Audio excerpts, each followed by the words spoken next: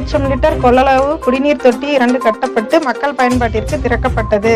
சேலம் மாவட்டம் கெங்கவல்லி வட்டம் தம்மம்பட்டி பேரூராட்சி பகுதி காந்தி நகர் 2வது வார்டின் பொதுமக்களின் சார்பில் நீண்ட நாள் கோரிக்கையான குடிநீர் தேக்க தொட்டி அமைக்க தமிழ்நாடு மக்கள் உரிமை பாதுகாப்பு மையத்தில் கோரிக்கை விடுத்திருந்தனர்.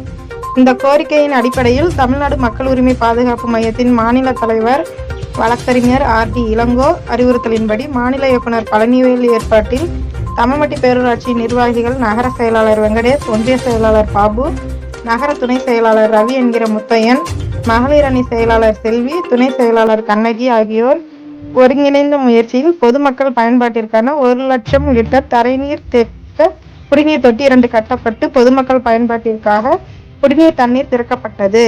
இதை கொண்டாடும் விதமாக அனைவருக்கும் இனிப்புகள் வழங்கினர். இந்த நீர் தேக்க தொட்டி அமைக்க உதவிய அரசு அதிகாரிகள் மற்றும் ஊழியர்கள் அனைவருக்கும் நன்றி கூறினர்.